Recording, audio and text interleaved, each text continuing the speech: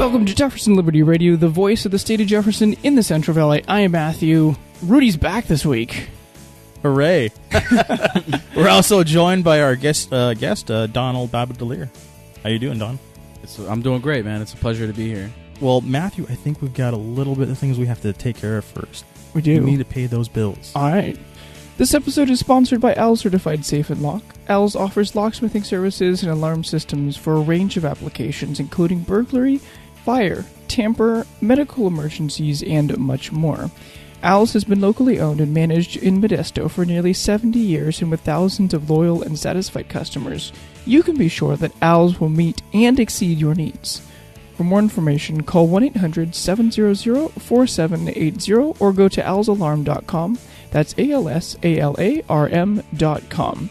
Thank you so much to ALS Certified Safe and Lock for sponsoring our show. All right. Oh, well, thank you for our sponsors. And Donald, tell us a little bit about yourself. Well, I've been in Turlock since 2001. I came here when I was 15 years old. I used to live on the East Coast back before that. And, I really like this town. It's as corny as it sounds, it still has like that sort of hometown feel to it. Mm-hmm.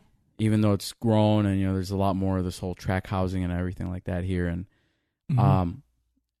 I really like California for all its views. The fact that, you can go anywhere here in, anywhere from 1 to 3 hours, and you can have every sort of, topography you can think of, like snow, beaches, desert, forests, whatever. And so I've been living here for all these years now, and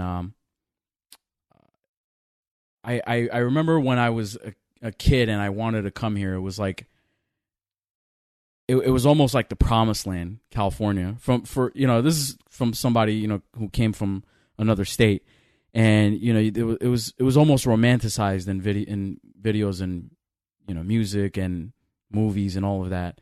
Mm-hmm. And I think at one point it really was like that, and in a way still is. But at some point, I think this state kind of just went the wrong way.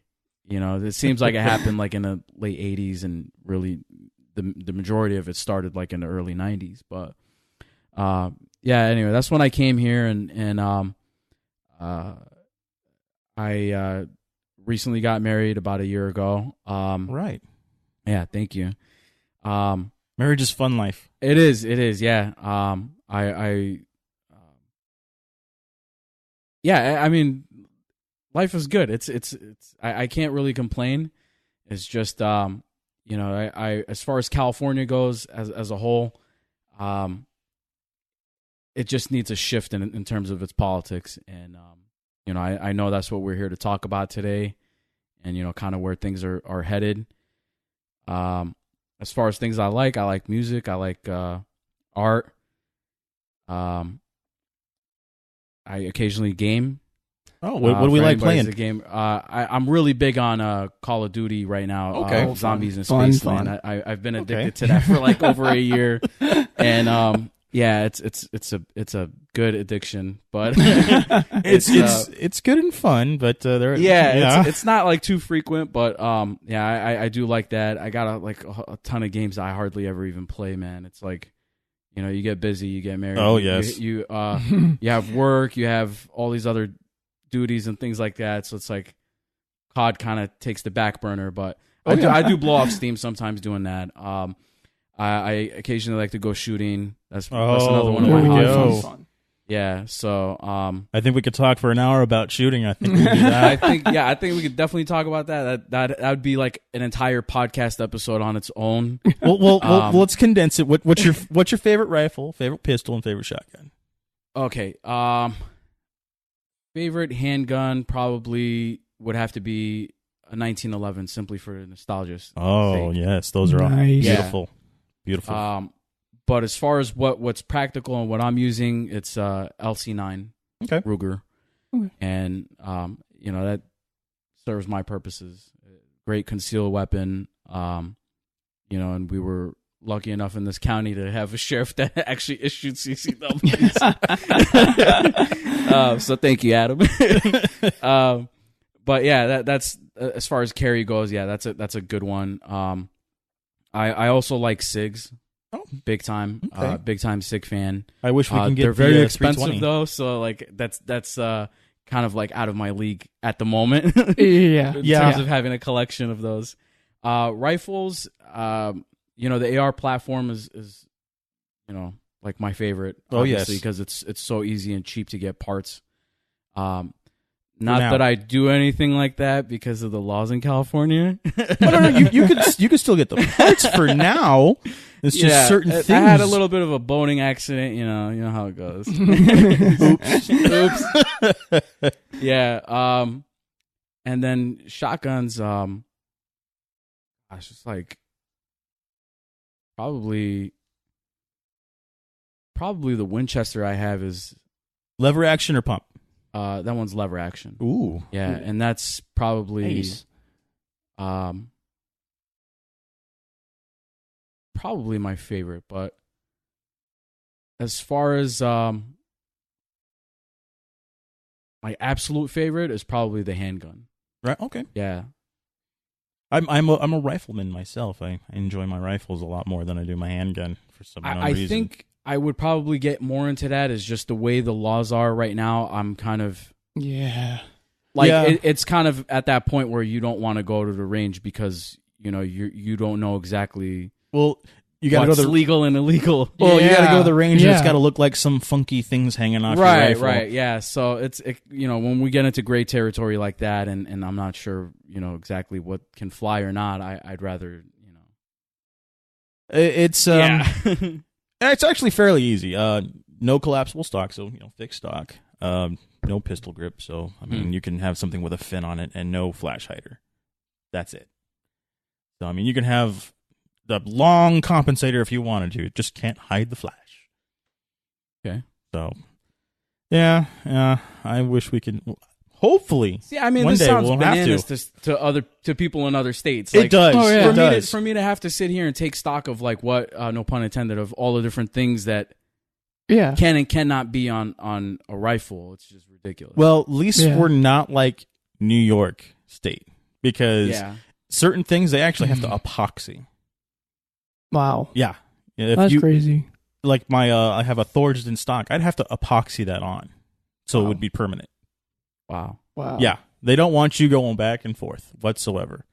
Wow. In New York, it was kind of like the moment where New York said, "Hold my beer," to all their liberal friends and said, "We're going to top California." Wow. So yeah,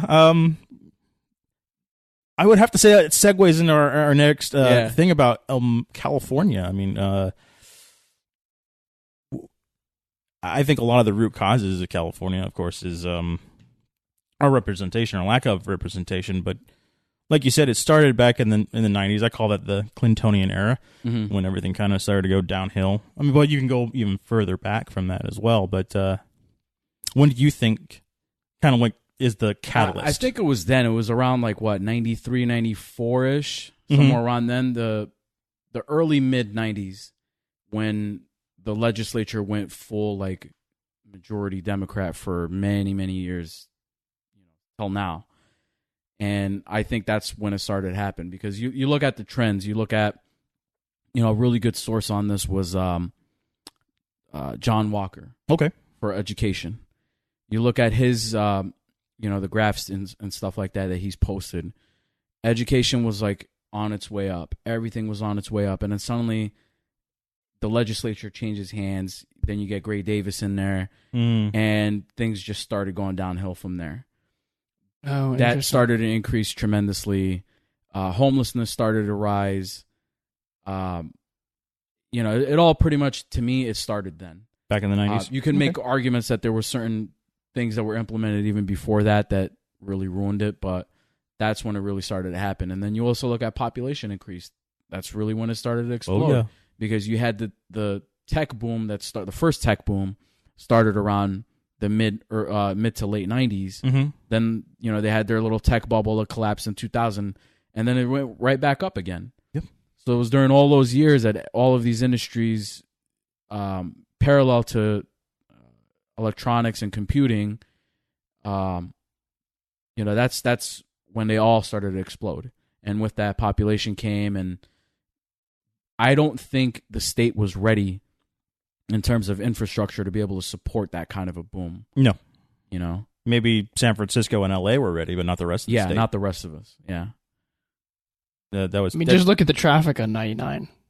I go through it like every day. It's insane. It's terrible. And don't ask me about Bay Area traffic because that's even worse. Oh yeah, that's not a fun one right there. Everybody, like, every time I seem to kind of like turn and glance at them, they all look like they're either drunk or high or both at the same time. And I would probably go with a high. Yeah. I get yelled at, flipped off for no good reason. Yeah, or they're on their phones. It's like blatantly like holding them up like this. It's like it's crazy. And of course, there's a cop next to him going, eating a donut, and you're going, but he'll pull you over for some like broken light. Yeah, gosh, yeah. Or tinted windows. Yeah, yeah. Their eyes glazed, even though it's like 104 degrees outside. So what do you think will fix all? I mean, our opinion on Jefferson Liberty Radio, because we're Jeffersonians. We believe, splitting the state up would fix the problems, even for them. I think it takes reason. I think that's what we're missing, not only in this state but in this country, is reasonableness. Mm-hmm. And everybody looks at things as either it's going to be logical or it's going to be emotional. So right now, kind of the split, the way things are in the country is like, the leftists are leaning more toward emotional arguments, and hardcore right wingers are leaning more toward logic, like the whole idea of fiscal conservatism and everything like that. Which I'm on board with that. I do like that, but there is some middle ground where we can both agree, and that's where reason comes in. And reason is different from logic and emotion, and it's kind of where the two meet. And it's that middle ground where, okay.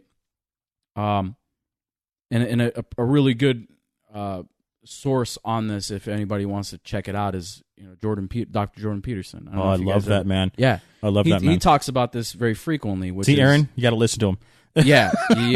This guy, like, he's saying far more eloquently than I can what I've been saying for years, which is that there's this sort of middle ground where we can all agree it's irrelevant to politics. The solutions that we require are more so on an individual basis. Now, the reason why I got on board with this Jefferson thing, and Aaron, I was one of the early signers here in Stanislaus County. Now, I got some friends who will probably listen to this, and they're going to think, oh, God, not this guy again. He's with the Jefferson thing. There's a couple friends I have here in Turlock. They're really great people, brilliant, but they're not on board with it, and I wish they were, but they'll probably hear this and think I'm crazy. But hear me out here on why. Besides all of the precedent that does exist for this to be able to go through, and the fact that it is possible, let's set that aside. Here's why. Right now, the government of California is basically top down. We have zero voice right now. We really do. Besides the 80-40 thing, so for we have a population of 40 million roughly in California. Right. You have 40 senators, state senators, and 80 assemblymen, something like that. Okay. Besides all of that, the representation of the people who are living in the Central Valley and in the northern counties of California is almost zero. We have no ability to make any of what we're trying to accomplish here come to fruition because our voice is drowned out by the Bay Area and LA and so on and so forth.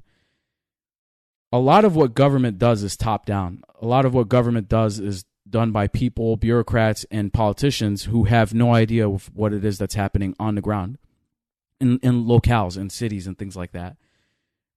What needs to occur in the world, and especially here locally, are solutions that are more localized. And this is why I got on board with Jefferson, because it's seeking to give more representation, more voice to a certain amount of population. So let's say the population of Jefferson, just for ease of this example, let's say it's 5 million, and we are no longer capped at that 80-40 thing. And let's say it's every 6,000 or 8,000 people or whatever, it gets one representative, what have you. You have smaller units of government, smaller units of populations that are going to be able to go to their local representative and discuss more localized solutions to the problems that they're facing. There can't be a one-size-fits-all approach to everything that's going on in the world. It just doesn't work that way. And this is like going back to what Jordan Peterson was saying, was there is a place where some of the arguments of the left do apply, because you have hierarchies that build and hierarchies grow and grow, and at some point they can get so skewed where the little guy at the bottom of the pyramid just gets crushed. Okay, and there is some reason to have those sorts of voices in the discussion. You know what I mean? And unfortunately, that has sort of morphed into what we're seeing now, where the people who are proponents of the left are like extremists almost to a certain degree. And then on the right, the same thing happens. Yes, we need to have hierarchy. Yes, we need to have order, but at some point that needs to also be measured. And that's where we meet at that middle ground, and we take things issue by issue. And that's something that we can achieve in Jefferson if we have that representation.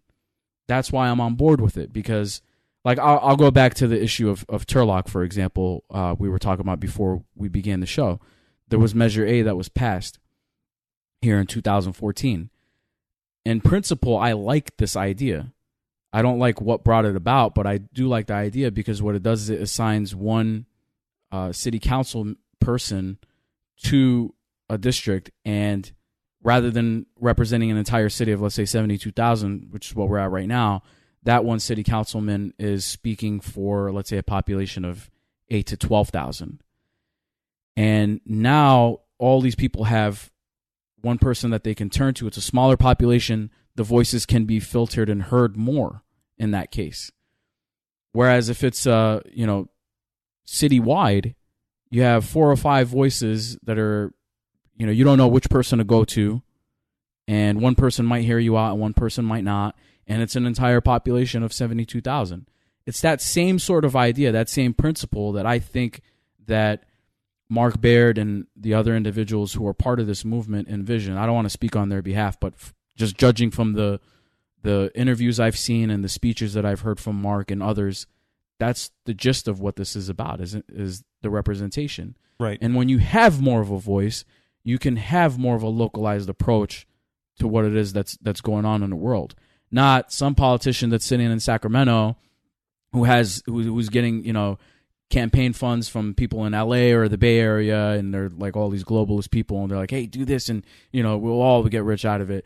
And who cares if the person who's in the Central Valley or Northern California in some podunk town suffers because of it, So that's why I'm fully on board with this. And some of my friends might disagree with me on this, but I really do believe that this is going to happen. I do think that not only is there precedent for it, but we're at that point in history where people are awakening to something right now, realizing that there's something fundamentally flawed with the way that we've been going. It's not what the founders envisioned for this country, what we have right now. It's not. No. And Mark has spoken extensively about it, how like we had it was originally 8,000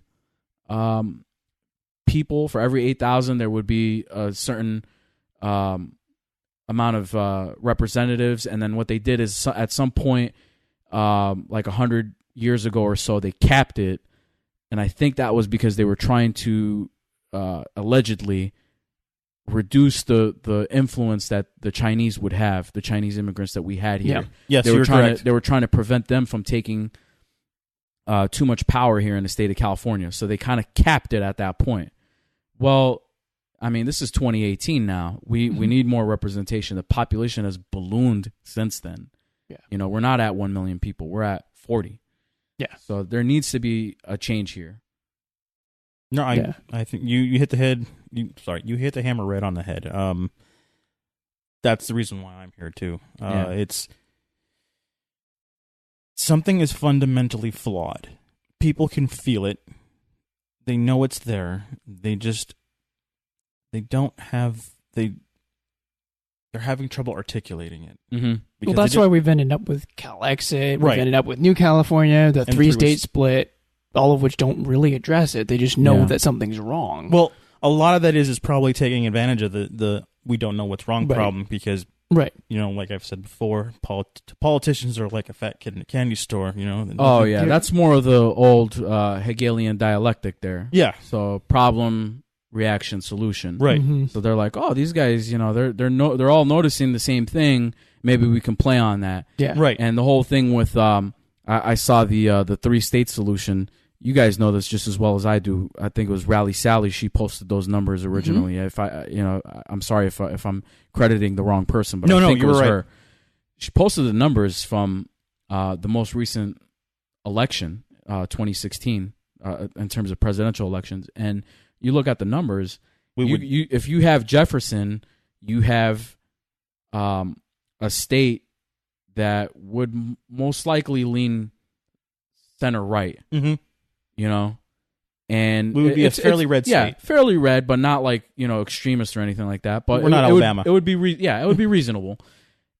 And if you have the 3-state solution, you're just getting 3 full blue states. Yeah. The way that they're gerrymandering them. So not only is it not going to happen, I think really what that is to confuse people. Yes. And I think what it's doing is draining. The attempt is to drain away the funds of the people who are pushing for Jefferson. I think that's really what it is. So I have this belief and I've written an article about it too.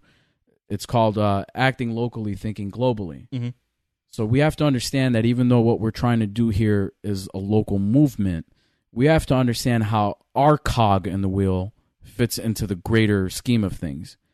And there are other powers right now that are looking at this movement here, State of Jefferson movement, and they're like, well, if this comes to fruition, it's going to solidify a majority in the Senate, a Republican majority in the Senate, and it's going to ruin the prospects of, you know, the people on the other side of trying to achieve their goal of derailing, you know, the president and this whole MAGA movement. Mm-hmm. So we have to kind of see it in that context as well. And I would say then reason would have to come, like you said, reason has to come in here. Then we should probably offer this. If we're going to, Jefferson's going to happen, deal with it. That's is what it is. We're coming to that point. There is just too many people that know something's wrong. How about we offer another state? Make another, do the 3-way split, yes. But give us Jefferson, take the rest of those counties that are in San Francisco, keep it in California, and make that other state you're going to have. You're going to have 2 more. You're going to have 2 basically Democratic senators coming out of that, and you're basically going to have 2 Republican senators coming out of that. Mm-hmm. You've evened the balance. Now, like you said, people are watching us, and there are other states right now that are going through the same type of problem. Washington I heard. State. Yeah, with Liberty, Right. Mm-hmm. and then I think the one in Illinois was Lincoln. Lincoln. Yeah. Yeah. So that's pretty cool. But here's where, you know, you got to view it in that larger context. Acting locally, thinking globally. Well, okay, what's going to happen if you do split the state? Then there's the issue of water rights. And this has been a battle that's going on. And this is why my friend thinks, you know, I'm flawed in my thinking, is that these water issues were happening 100 years ago. You can read books on the water wars. The way that it kind of is set up right now, it was set over 100 years back, and we're trying to basically change that. So there's a lot of people that are going to be against that. And that's where, okay, so say Jefferson does happen, and then you're proposing that other state so that they get something in return. Mm-hmm. Then they have to contend with then they're going to have to contend with getting water through 3 states, basically. I would say that, again, reason coming into play is we should just keep the same rules that we have now. I mean, if LA is going to get the water, they still pay for it, like anybody else does.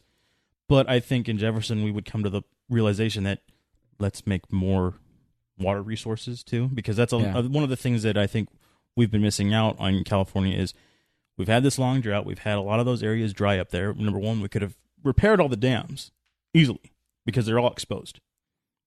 We could build more watersheds and more resources like that. They didn't take the time. They just spent the money and said, oh, let's just go spend it on something else for fun instead of, thinking ahead. I think once we have Jefferson, we'll still, we've got a contract with you. We're going to be men and women of our word, and we're going to keep this contract with LA, San Francisco, and all the other areas. We're going to keep that. But we're going to make more water resources for us as well. I think they're afraid that somebody's going to come along and pull an Art of the Deal on them and, suddenly charge way more for the water. Well, I mean, and that's power. Well, yeah, we can make a deal for, 100 years. I mean, there's nothing wrong with that. I mean, by the time that deal will come back around, it's our children's children that's going to deal with it, not us. Yeah. I mean, I know that's kind of being a liberal and pushing it down the road, but that's how these contracts work in terms of those things. I mean, we've got 100 years. We're fine. We're let our children deal with the water resources back to then. But hopefully by then, Jefferson will have built all those extra water resources, and we don't have to worry about all that. Yeah. I think I was talking to Kevin Fox before he was off the air. Oh yeah. And he asked me, and I didn't understand the question at the time because I was in my car and on a phone, trying to discuss about the new California. He asked me, would we still get along? And I was thinking, well, yeah, we're going to be a new state. We'll all get along. But I didn't understand the question, would we still get along with California? Great for them. I would say for the most part, yes. We would still get along with them. We're still all Americans at the end of the day. I mean, unless they want to succeed. But I don't think most people in the cities don't want to succeed. So I would say, yes, we'd still get along. We're still human beings. We still want to have our children go to school, grow up, do the right thing, and succeed in the world. Have a say in our own lives and government. And here's the other thing too, is like a lot of people kind of forget this, that in what would basically become that California after Jefferson would, separate from it. Let's talk about like a hypothetical future scenario here. People think that the individuals who live in this California that's going to exist in the future are all going to be hardcore blue, or they're all going to be hardcore for, socialism or whatever. There's a lot of people in LA that are just as disgusted with the madness that they're seeing right now as anybody.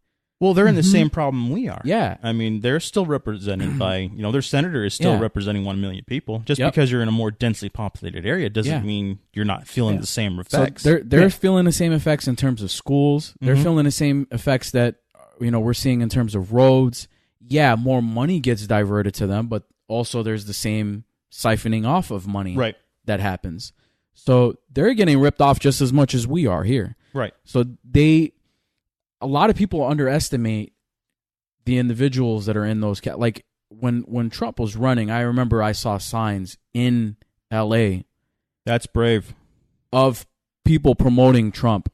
I saw signs in the Bay Area for Trump. That's even more brave. Okay? Wow. There are a lot of people who are behind him there. Yeah. As far as the MAGA movement goes, a lot of people underestimate how many individuals it was that supported the MAGA movement from here in California. More calls were made from here in California to battleground states than even Hillary Clinton's main campaign headquarters made to those to those battleground states. That's how many people here were involved in that effort. So there are a lot of people here who are sick and tired and fed up with what's going on. Well, I mean, even in the bigger cities. Well, look at it this way. I mean, we have like we said, we have a population of 40 million people. I mean, not everybody votes because there's still kids and things like that. Let's just say hypothetically 5 million people voted. Okay. If only 45% go to Trump, that's still a lot of people here. That's a lot of people here. And we're not even counting on the people that didn't vote, that are young, because let's face it, the Generation Z, they're a lot more conservative than my generation, or your generation. So things are changing. It's going to be slow, but it's coming. It's coming to California, but I think they're going to fight for it so hard on the left to keep it that it's just going to slip through their fingers. Yeah.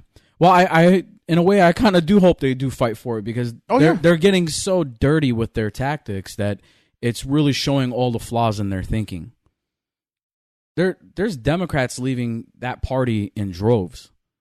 I'm not a member of the Libertarian Party, but you look at their membership, it's increasing. Republican Party has also increased.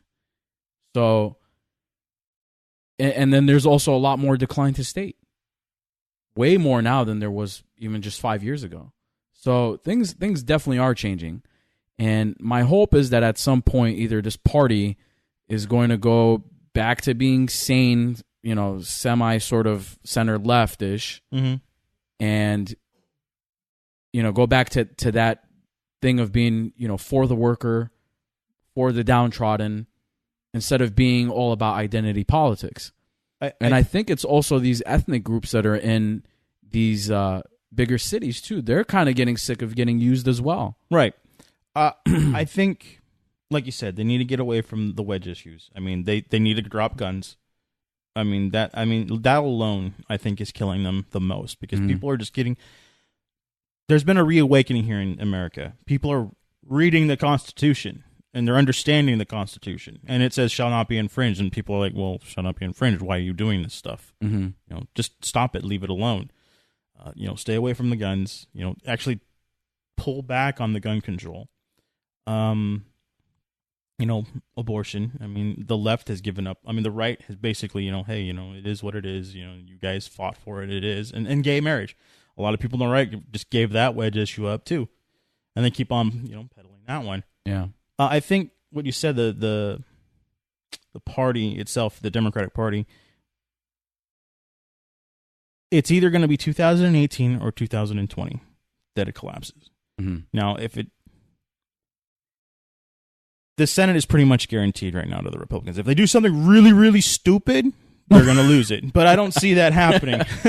Never underestimate the capability of people to do stupid things. Well, yeah. No, what's that saying about the Republicans? They're pretty good at snatching defeat from victory. No, I know. Yeah. But this is how I see things are going to happen. They're probably going to pick up 1 or 2 seats in the Senate. And I mean, that's going to be a big deal. And the Republicans are going to probably hold the House by 1 or 2 seats. They're not going to have the 20. If that happens, it could collapse the Democratic Party, because they've been trotting on this, we can take power, we can impeach it, and, that's what they're going for. If that happens, they basically collapse as a party. And probably the far left might come up and try to do something. And then we move into 2020. I really do believe Donald Trump is going to get reelected. He's been doing a really good job so far, and again, we have to come to the realization, if he doesn't screw it up, he's going to get reelected. And I think that'll collapse it even further to where they'll come back to the center left and come like, hey, we should talk. They need to get new blood. Yeah. And I hope they do, because I going back to what I was saying earlier, there is some place for some of the ideas that they have. Going back to that issue of the hierarchies and what, Jordan was saying, there is place for that. But this whole idea of identity politics and all these like hot button issues, and it's kind of like they have like a buzzword of the day. Yeah. Like this is what triggers people, or this is the minority group that's currently being infringed on the most, so they deserve the most pity today. I mean, it's like, it's ridiculous. This is not what we stand for as Americans. Right. Yeah. A lot of people are getting sick and tired of it. I mean, let's choose the flavor of the month. The Supreme Court pick, which is a decent Supreme Court pick. I would have liked Miss Barrett because I thought she would have been a better pick, but this guy is actually pretty decent. Brett Kavanaugh, if I'm pronouncing. Thank you. Yep. I'm pronouncing it right. correctly. Right. I think they're going absolutely nuts over this guy. I mean, I think one of the things I was listening to today, I think was on Ben Shapiro or something. They were complaining about his credit card debt because he would go buy. Are you serious? Yeah, he'd go buy like tickets to a baseball game. Nothing more American than buying tickets to a baseball game. Like spend $10,000 on it, and then all of a sudden he'd have it paid off. Well, so what? So he's responsible with his money, right. And this is an issue. This is an issue. He has no other really outstanding debt. I mean, and even then he paid it off. Probably like this guy already. Yeah. Probably what had happened is he bought tickets for friends and they paid him back. Yeah. So it doesn't make any sense what they're just going all ape about. I mean, well, it doesn't make sense. But look at what it is. Yeah. Look, okay, so they're getting upset that he paid his card off, right? Right. So it means that he's fiscally responsible. That's scary. So what it means that in a way they're sort of envying or they're upset that he has the means to be able to do that and they don't. Right. And that's really what it means. Right. I just think it's funny how they're just trying to create a mountain out of a molehill. I mean, so what? The guy had $10,000 worth of credit card debt and he didn't have any other debt and he paid it off in 2017. In 2017. I forgot to add that caveat. It's in 2017, not now. Yeah. So... Yeah. Well, they didn't care about Hillary. Of course not. They're of course they're going to flip it because they always blame what they're doing on the opposite side. That's always what they end up doing. Yeah, I gotta find some place to nitpick on that. Yep. So I think he's a good pick. What's your opinion on him? As far as what I've read from the articles, doesn't seem like it's a bad idea at all. And from what I read, he actually consulted with people on the left as well. Interesting. That's what. So he went across the aisle? So he went across the aisle and got their input on it, and apparently the level-headed ones, which there actually are some, said that it was a good pick. So, this is all just, a lot of it is posturing, a lot of it is trying to, steer the public's attention away from issues that are really more important. And I come across these sort of articles and I peruse them, but at the end of the day, I don't let them really just affect my thinking too much. No, because I'm like, well, we have bigger fish to fry here in California. We're sitting here worrying about water rates going up in Turlock, not being able to water lawns, and things like that. Things that actually affect us, right? Our immediate life and our circumstances, and electricity and energy rates going up. The gas tax is actually going to increase the price of goods, because now you're going to have people paying more, in the field of logistics. So all these truckers and everybody's going to be paying more for gas, for their diesel fuel, which is going to up the cost on all the goods. We're obviously going to have more fees to pay when it comes to the gas pump. We already have had it for all these months now. And then there's the issue that the government also, with the whole cap and trade thing, is picking winners and losers, because what they're really doing is diverting all that tax money and basically giving subsidies to the quote unquote green energy, the electric car companies, for example, or the companies who are getting into electric, which I don't think that's a bad field in and of itself. I don't think that. My issue is when the government starts picking winners and losers. Yeah. And this is not in any way to speak negatively of Elon or any of the people in that field. I like what he's doing. I like those cars. I like looking at them. I would love to drive one. But the point is that when the government starts picking winners and losers, we're now in the realm of communism. We're not in the realm of capitalism, which is free market. Yeah. to his credit, when he received subsidies, he did something good with those subsidies in, the form of his company. Great, good for you. I like that. And to his credit, you look at some of the companies that got bailed out after the financial meltdown in 07, 08, they were given bailouts, and, we had some subpar cars for years to come after that. And, finally these companies are getting their act together.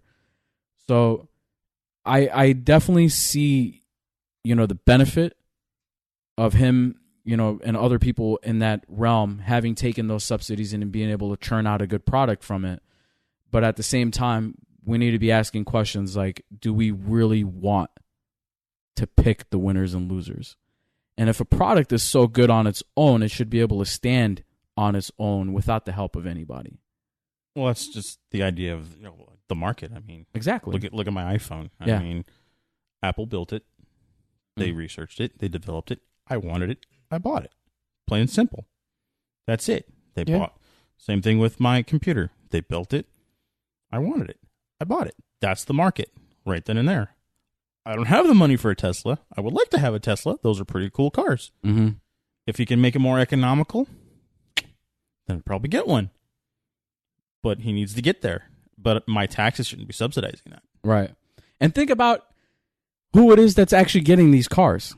So this is where I take issue with some of the individuals on the left that are pushing for this, because they're saying, well, if you give subsidies, that's a good thing because more and more people will be able to afford them. But let's look at the price point of these cars that are electric. Most of them are north of $40,000. Most of them are cars that only the elites can afford. Mm-hmm. You know what I mean? Especially when we're talking about Teslas. Right. Even their Model 3 is still hitting like anywhere from 40 to 55,000. No. That's the Model 3. They said the entry. That's the cheap one. The new one that they were having the issues with production on. Mm-hmm. He was trying to get like to a certain amount of units per week produced, and he was having some challenges, which I think they're finally getting corrected. Which is great. Again, I have nothing but praise for that. But my point is the cheapest one, they say it starts at 35, and then it really, when you option it out, it's like at 50, 55. You look at like the Model S, which is the original sedan that they made, and the Model X, you're looking at north of 100,000. So who is it that's actually buying these? Silicon Valley elites, Hollywood elites, like people who have a lot of money. You think it's the poor and downtrodden that are buying these? No. Nope. So really what's happening is we're subsidizing the rich. Yeah. And there was a really good discussion that actually, going back, you mentioned Ben. It was Ben Shapiro, Jordan Peterson, and Rubin, and a couple other people that were having a discussion about this. They were saying, why is it that the elites love socialism so much? Why do they push for it so much? Because it allows for redistribution of wealth, not to the poor and downtrodden, but to certain individual elites. That's really what it is. You look at certain particular countries in the world that espouse this kind of ideology, the majority of the money is concentrated in the hands of a few. It's really an oligarchy. Right.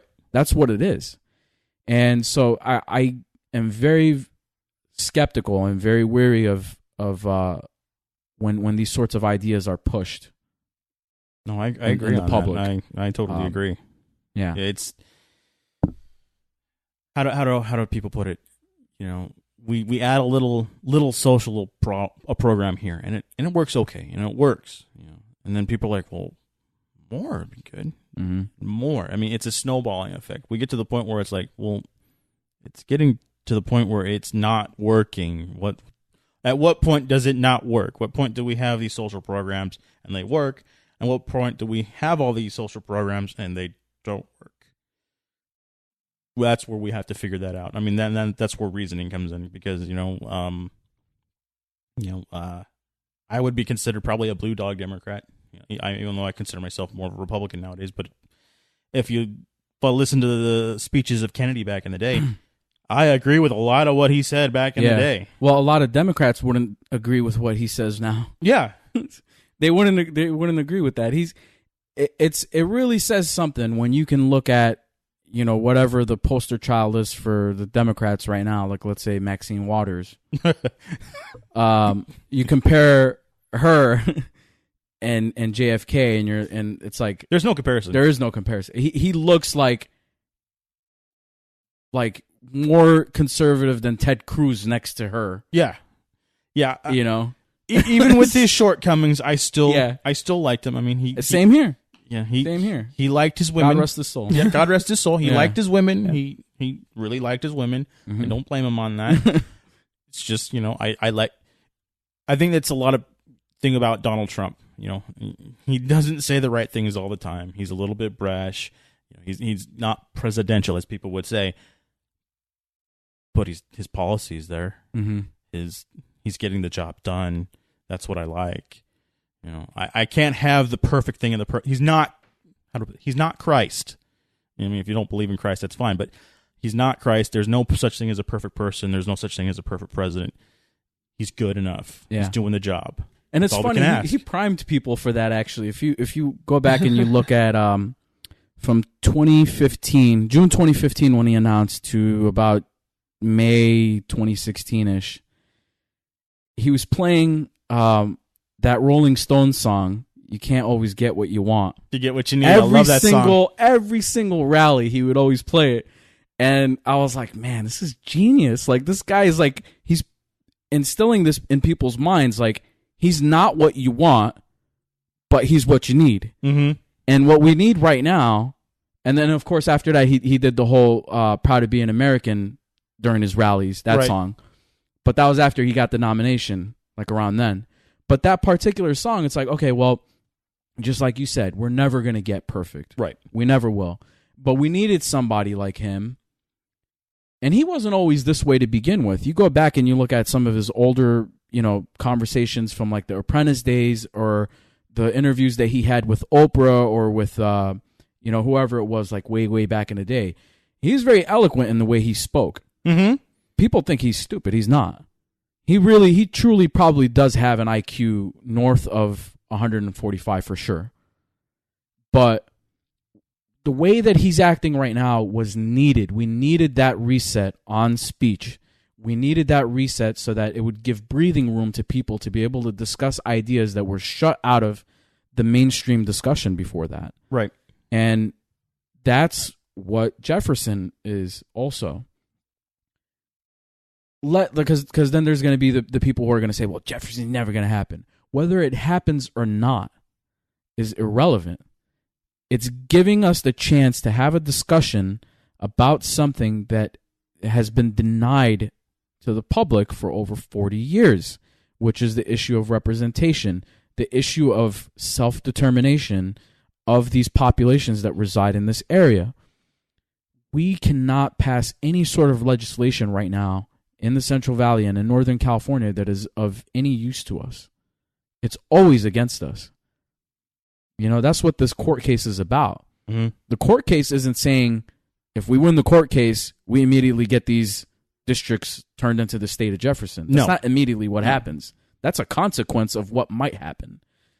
What this is saying is that there was lack of representation. Fix it, which is the First Amendment right that we have, because everybody thinks it's just free speech. It's not just free speech. It's not just religion. It's not just press. It's also to petition for the redress of grievances. And that's what people are missing. And that's why I really appreciate, not only appreciate the president, but I appreciate this movement for that reason, is that it's giving us a reset now. People are not afraid to talk anymore. Mm-hmm.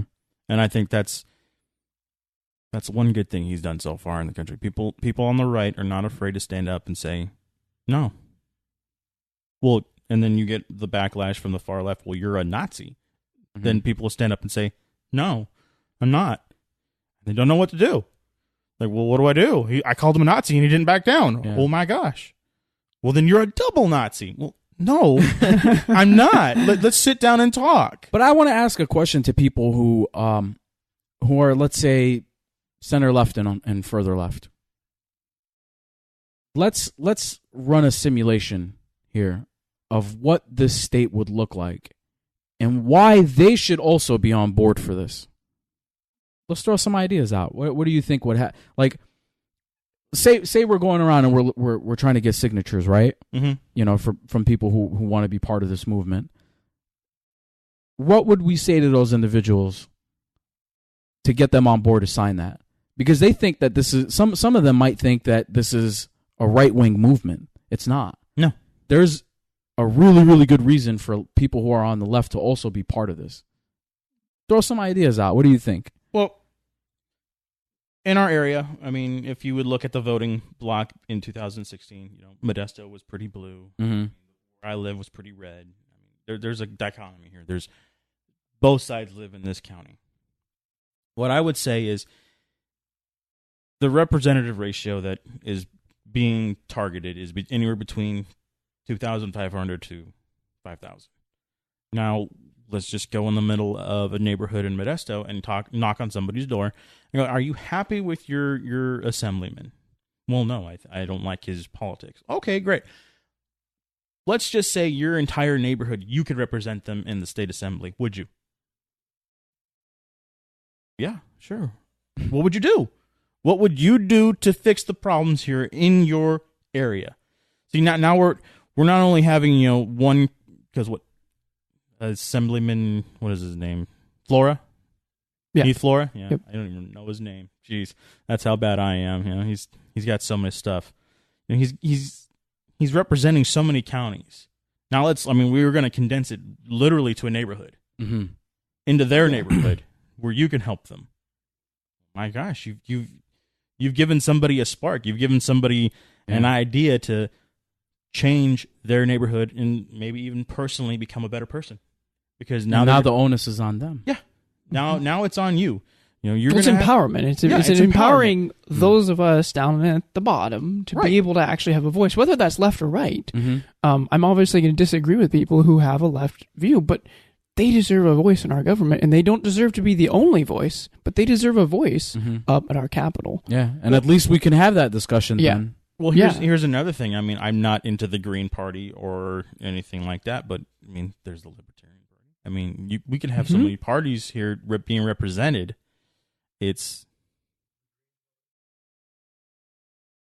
Right, the Green Party of Marin County is on the lawsuit. Oh, yeah. So... Again, we're coming to the point of people can be represented, and smaller groups of people can be represented effectively. Mm-hmm. And you tell them that, I think you're going to have a lot more light bulbs come up in their heads. So that's what I would tell them. And I've actually told people like that who were on the left. We're like, this is not what I want.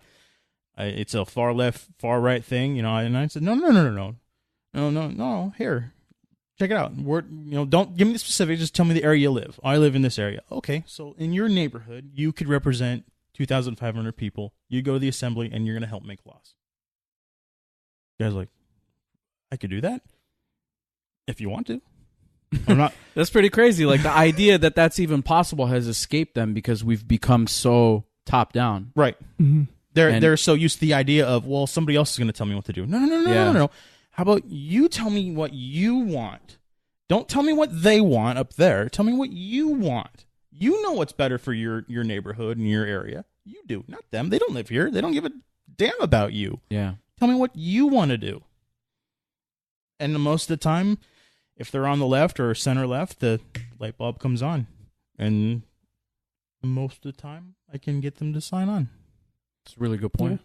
Well, and even to that point, even if they don't want to run, if one person represents 2,500 people, you could actually go talk to them. They probably live really close to you at this point, and we don't have to get to the point where it's like, well, when do we see denim? We don't.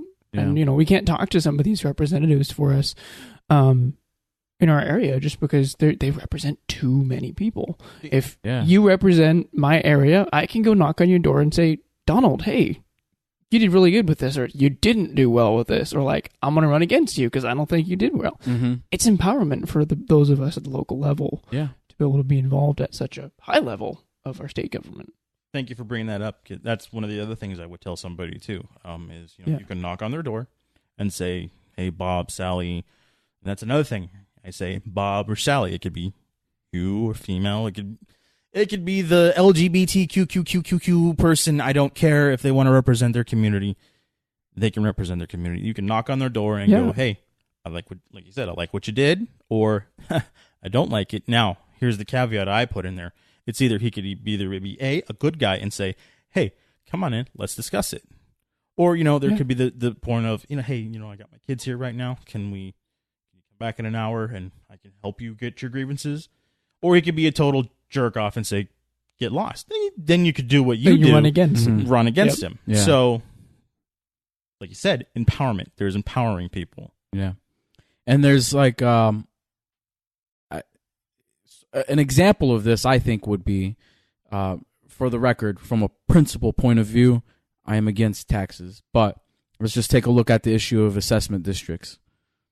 This is where they work an increased tax rate into one's county property tax rates.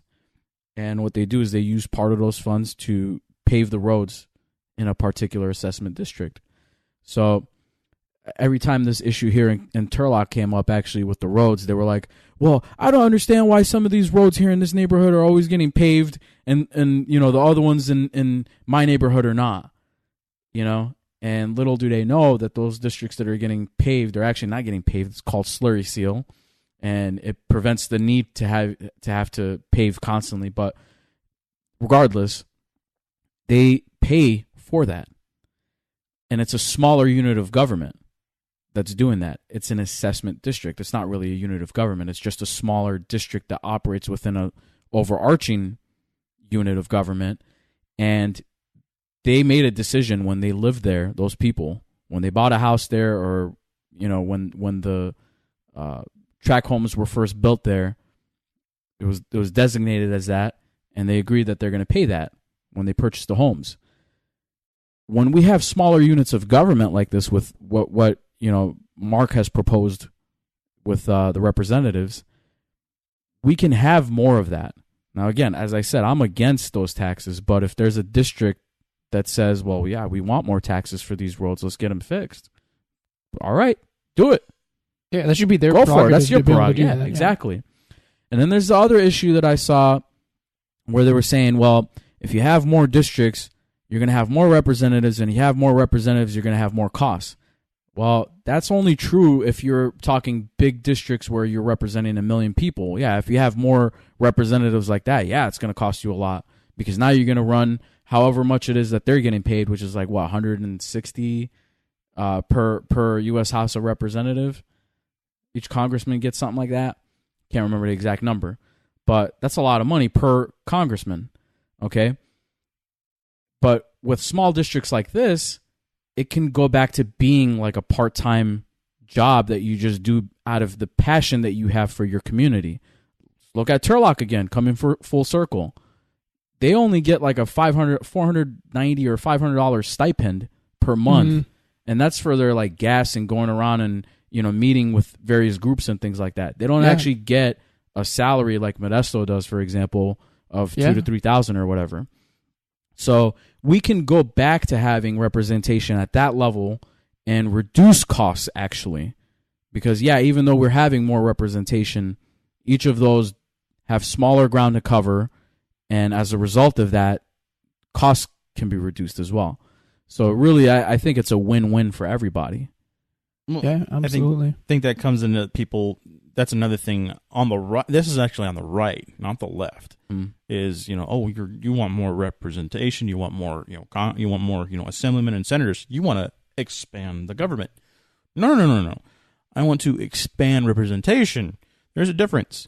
Expanding government means I'm going to add a new alphabet soup. Bureaucracy to the government. No, I'm adding more people to represent you, to oversight those alphabet soups. Yeah. That's the reason. That's not expanding government, that's expanding representation. Your eyes and ears up there, more eyes and ears up there, that means you're going to be more informed. Again, it's not expanding government per se, it's expanding representation. And let's put it this way, you can have better oversight as well. So you're not going to be having to pay somebody, some other person to oversight for that assemblyman. How about we just skip the middleman and just that assemblyman does the oversight? Yeah. Done. And because it's such a small seat and it would be easier to run for it and you don't have to spend, who knows how much for these campaigns, more people would be willing to step up and do it. And if there's more people willing to step up and do it, then you have the issue of competition of ideas now. Mm-hmm. And the better ideas can win out, because if such and such person does a terrible job at it, another person can immediately step up and try to take their place. So really, I think if there is any pushback against this, what it is a pushback against progress. And I mean that true in its truest sense, not like being progressive. I don't mean that. Yeah. This is like real progress here. I would say like you said, it would be competition, but you would also get the best people for the job too. I mean, right. So let's say you've got all, I think the last numbers I heard that we would have at least like 450 assemblymen and probably 100 senators. Mm-hmm. Okay, so you'd have 450 people representing probably like 1.5 million. Mm-hmm. So you'd get probably the best out of them. So they can move up and be a senator in their district or their county. And then maybe they can move up and be the governor. Mm-hmm. And then maybe they can move up and be a senator or an actual congressman. Or maybe let's just say, God forbid, maybe they can actually run for executive office. You're getting the best possible person who enjoys being in government, who enjoys serving the people, and then you're going to have the best of the 400 go up in a smaller district, not the 400 in Congress, but the 400 here. And you would have, if that was more all across the United States, I think you'd probably have we'd have a better caliber of politicians. I agree with that. Mm-hmm. Yeah. And I think it goes back to the idea of the founders, where they were saying in this country we need to have full and unfettered discourse. Mm-hmm. There's no, well, I mean, now it's starting to pick up, but for a good decade or two, there was really no discourse. Well, life was good. And why should I have to?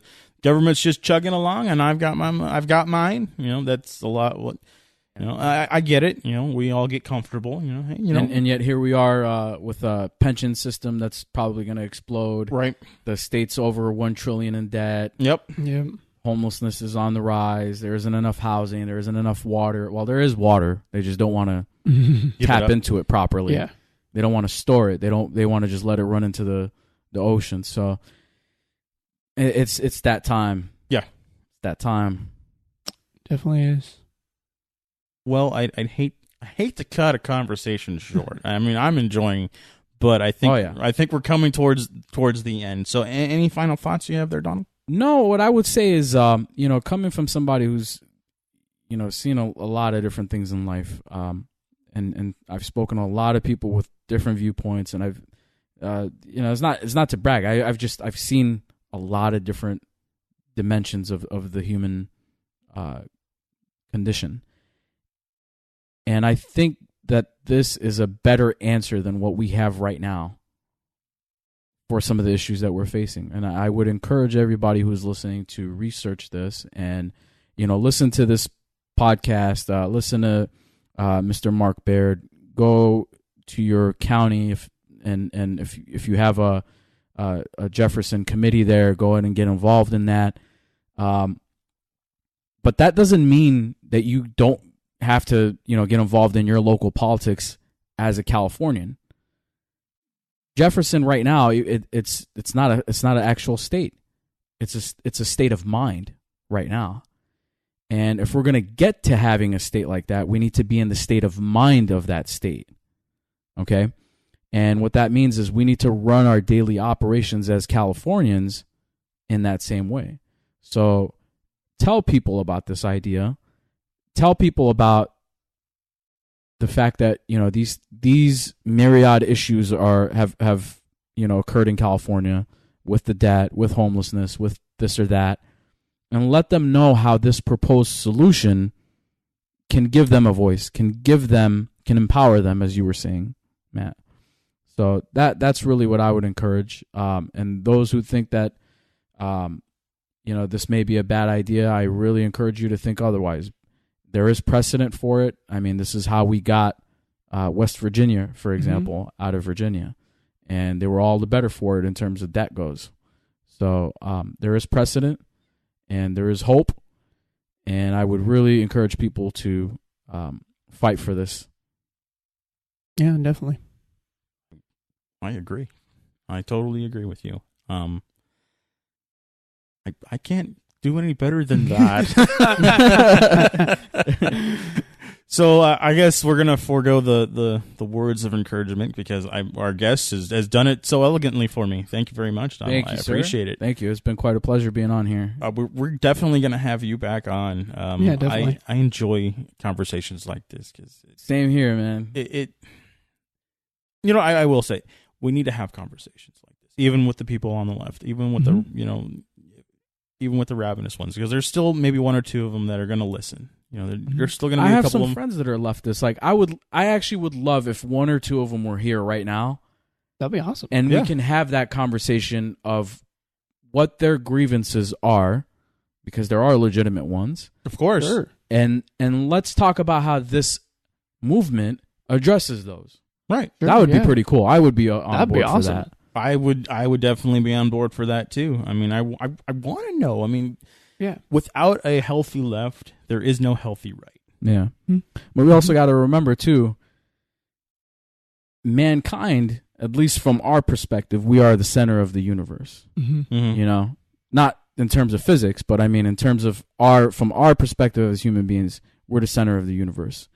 And therefore, we cannot drift from one extreme to another because we are the center. So now I'm getting a little philosophical. And therefore, we cannot have a right or a left because we are the head of the same body that has those left and right hands. So this is where reason comes, and reason requires a mind.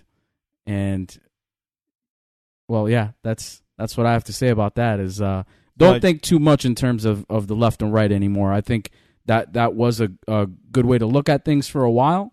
But, we have a really beautiful opportunity ahead of us right now, and it's time to take advantage of it. I agree. I think if we start leading with reason, I mean, reason is more, like you said, it brings the feelings in and it brings the logic in, and then you have the reason. Feelings would be, hey, people need help and we can help them. Logic would be, how would we pay for that without hurting anybody else? There's reason. Or reason would be, we shouldn't infringe people's rights, whether it be freedom of speech, gun rights, or anything else. And you can't say fire in a crowded room because you're going to hurt somebody. There would be the feeling and then the logic at the same time. So I would like to be the center because sometimes on the right they're just as crazy too if you allow them. Yeah. So. And it had to happen. I mean, we drifted radically left, and then we had to have pushback right. And, I think we have that really good opportunity right now to center ourselves. Right. The pendulum has been swinging. And have balance. This is the time. Mm-hmm. This is really it. Like we can really heal our country. That I hear Mike Pence, Vice President Pence, say this all the time. He cites that verse from the Bible. He says, if my people will return to me and will repent, then I will heal them, I will bless them, so on and so forth. I'm not quoting it exactly, but we have that opportunity right now. Mm-hmm. We can really not only heal our local communities, but this entire country. There's a lot of people starving for that. Yeah, there's a lot of people starving for that leadership type of style. Mm-hmm. Right. I'm going to be cautiously optimistic. Because I'm with you. I'm going to be cautiously optimistic. I mean, because I'm with you on this. I want to heal the country. I don't like seeing all these things happening in the country. The riots and things like that. But I'm also a reader of history too, and things are looking a little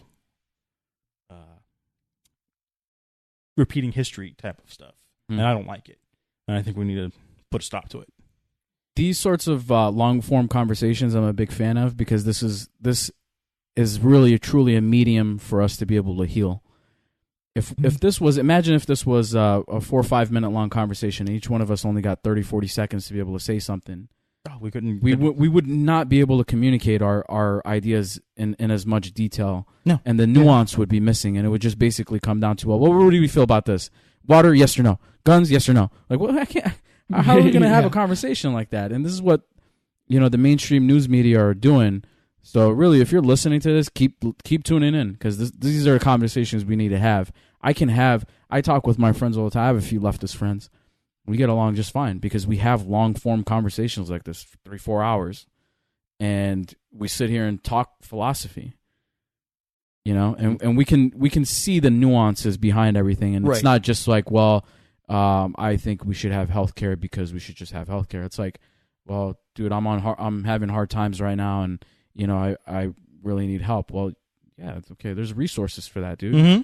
It's like you can have a little bit more of a nuanced conversation like that with long form. So yeah, I'm a big fan of it. Thank you for having me on, and I hope everybody who's listening engages other people more like this. Go meet with people at a coffee shop or whatever. That term coffee shop talk kind of got negative for a while because it was considered to be like whoever goes there is really gossiping. No, go have a conversation about philosophical matters like this. Yeah, doesn't have to be in a coffee shop. Go to a burger joint. Go wherever. Yeah, go have a beer or something with your friends. Wherever. Talk about that kind of stuff. And see what your commonalities are and what you can do to fix things and how you can do it locally. You don't even need government to step in for some of these things. So, yeah. Well, I think we're going to definitely end on that. Thank you again, Donald, for coming on. Yeah, thanks for having me, man. No problem. I'm going to hold you to bringing some of your friends on. I want to love to talk to them. Okay. That'd be fantastic. And we'd love to have a nice conversation, Yeah. That works. That's the best way that's the best way for Jefferson to be put forward in these areas like that as well. Mm-hmm. To talk to these people and tell them, hey, these are our feelings, and they're gonna go talk to their friends and go, hey, you know what? I wasn't for it, but here's the reasonings why I'm for it now, and then it'll grow. So again, thank you for coming on. I appreciate it. Thanks, guys. Yeah, definitely. And Matthew, I'm happy to see you're doing okay, and Aaron, I'm happy to see you're doing okay too. I had a really good time with my time off, so. Thank you, guys. Okay, upcoming events at the Grizzly Rock Cafe and other venues for Stanislaus County, State of Jefferson, Stanislaus Concerned Citizens. Coming up on the 25th of July, we have Eric Eisenhammer from Howard Jarvis Taxpayers Association will speak with us about SOJ and other issues. The meeting will start at 5:30 with an update on SOJ, and Eric will speak to us at 6. July 27th and 28th, we're going to have a booth at the Homeschool Conference. Okay, we have Mariposa's Town Hall coming up on the 28th. Doors open at 5:30. Speaker Dave Tichenor will speak at 6:30, and that's going to be at the Fairgrounds, which is at 5007 Fairgrounds Drive. Doors open at 5:30. Speaker at 6:30. Once again, our speaker is going to be Dave Tichenor from Tuolumne County. On August the 1st, we're going to have disaster training with Dave Afuano at the Wesley Hotel. So look for information in your email for that next month, or later this month. On August the 15th, we're going to have back at the Grizzly Rock Cafe, starting at 5:30. We're going to have an update on SOJ, and then our speaker, Donald Babadalir, will start at 6 and speak to us on the state of what's happening in America these days and how it might affect you. You don't want to miss this. September the 5th, we have an SOJ update at 5:30 and at 6 p.m. Amy Bublak, and Shannon Sanford will, and maybe a few other candidates will be talking to us. Amy Bublak, of course, is running for mayor of Turlock, and Shannon Sanford for the Stanislaus County's Board of Education supervisor. And coming up, we have the fair. We're going to have a booth out there in the Costco exhibition building until the 22nd, so come on out and say hi. So watch for us. We're going to be out there blitzing Friday and Sign It Saturday. So look for these events on Facebook, email, and our website. We would love to hear from you. Please email us at feedback@jeffersonlibertyradio.com or via our website, again, at jeffersonlibertyradio.com. We would love any questions or comments you might have for ourselves or even future guests. Don't forget to subscribe to us on iTunes. Subscribe, give us 4 or 5 stars. Give us 5 stars. Don't preferably 4 or 5. Not 5. Not 5. But if you think we didn't do a good job, do a 0 and tell us why we didn't do a good job. We really appreciate any ratings you might have. Find us on Facebook, Twitter, even the alternative media such as BitChute. We are on Gab now. And we are on YouTube. I keep on forgetting that one. In YouTube, we're on YouTube. Yes. Even though they're probably, burying us underneath all of their stuff. But, again, thank you for listening in, and until next time. God bless y'all.